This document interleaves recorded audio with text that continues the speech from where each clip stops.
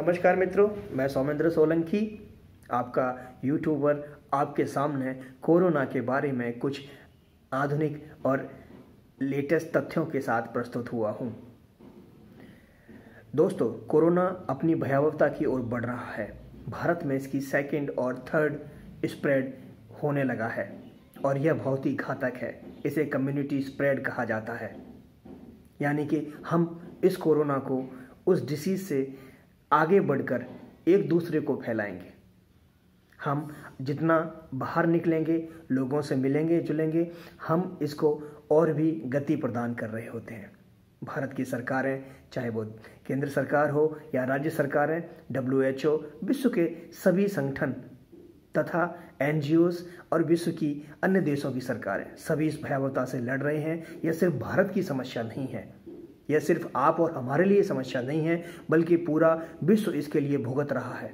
सभी लोग इसके लिए चिंतित हैं। कई देशों ने वैक्सीन निर्माण में अपना पूरा सर्वस्व झोंक रखा है और करीब करीब वैक्सीन के उत्पादन की ओर बढ़ रहे हैं। लेकिन क्या आप जानते हैं, जिस दिन वैक्सीन आएगी उस दिन अगर हम ही नहीं रहे तो उस वैक्सीन का क्या बोल रह जाएगा। आप समझें कोरोना का इलाज कितना मुश्किल है। प्रतिदिन अस्पताल में रहने का, बचने या इलाज का नहीं, रहने का खर्च ही 1 से सवा लाख रुपए प्रतिदिन है। क्या हम अफोर्ड कर सकते हैं? अगर हम एक दिन न निकल रहे हैं तो हम भूखे नहीं मर रहे हैं। मानते हैं ये विपदा है, महामारी है, किसी एक को देखकर नहीं आई। विश्व के हर नागरिक को इसका कहीं न कहीं परोक्ष या प्रत्यक्ष रूप से, अप्रत्यक्ष रूप से सामना करना पड़ रहा है। वो लोग भी अपनी जान को बचाने के लिए आशान्वित हैं, मगर हम घूम रहे हैं, हम कहीं भी बाहर निकल रहे हैं, पुलिस हमें रोक रही है। हम खुद अपने आप को क्यों नहीं रोकते? पुलिस का काम सुरक्षा व्यवस्था बनाए रखना है, हमें समझाना नहीं कि हम कोरोना से भयावहता से बचने के लिए घर में रहें। हमें खुद रुकना होगा। मित्रों, जब कोई किसी परिवार का एक जन जाता है तो उसका परिवार उसे कम से कम 35 से 40 साल, जब तक कि कोई नया सदस्य बड़ा होकर जिम्मेदारी संभालने लायक नहीं होता, तब तक भुगतना पड़ता है।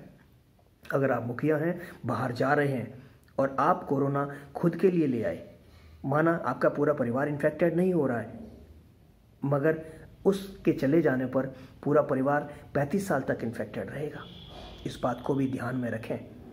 और जहाँ तक लेटेस्ट आंकड़े आए हैं, अहमदाबाद में ऐसे कई आंकड़े आए हैं जहाँ एक व्यक्ति से कोरोना पूरे परिवार को हुआ है, जबकि पिछले महीनों में यह कुछ ही परिवारों की थी। मगर इसने अपना तरीका बदल दिया है। हमें भी अपना तरीका बदल देना चाहिए। हम जितना हो सके घरों में रहें, बाहर ना निकलें, क्योंकि बाहर जाते ही हमें कम्युनिटी स्प्रेड का खतरा है। हम कहीं से भी कोरोना अपने घर ले आएंगे और हम अपने घर वालों को गिफ्ट में दे देंगे। हम हमारे त्यौहार मनाकर अभी फ्री हुए हैं, दिवाली मिलन समारोह, या हम किसी के घर ना जाएं। शादी ब्याह भी शुरू होने वाले हैं, जिनमें भी हम अपनी कम से कम पार्टिसिपेट रखें, ताकि कोरोना न बारातियों में, न घरातियों में और न ही आपके घर में आ सके। दुल्हन आए, दूल्हा लेने जाए, मगर कोरोना घर में ना आए। ऐसी बहुत सी बातें हैं। इस वायरस के लिए कई देश वैक्सीन बनाने के लिए बहुत ही तेज़ी से लगे हुए हैं और करीब करीब वैक्सीन की ओर बढ़ रहे हैं, मगर फिर भी हम यह निश्चित नहीं कह सकते, क्योंकि बार बार सरकारों का अल्टीमेटम आया। कई बार हमने न्यूज़ में देखा कि वैक्सीन इस दिन आ रही है, इस दिन आ रही है। आज करीब करीब 1 साल होने जा रहा है और 1 साल में वैक्सीन का उत्पादन कोई भी देश पूर्णतः नहीं कर पाया है। हो सकता है इसमें कुछ कॉम्प्लिकेशन हो और इसे समय लगे। हमें उस समय तक अपने आप को संभाल के रखना है। तब हम इसको, जब वैक्सीन निर्माण हो जाएगा, तब हम इसे बहुत हल्के में लेंगे, क्योंकि हमारे ऐसे कई रोग पहले भी आए हुए हैं जिन पर सरकारों ने और देशों ने वैक्सीन का निर्माण कर लिया। आज वो हमें नॉर्मल डिसीज़ लगती हैं। हमें तब तक अपने आप को संभाल के रखना है। दोस्त, आप हैं तो आपका परिवार है, देश है, समाज है। नमस्कार।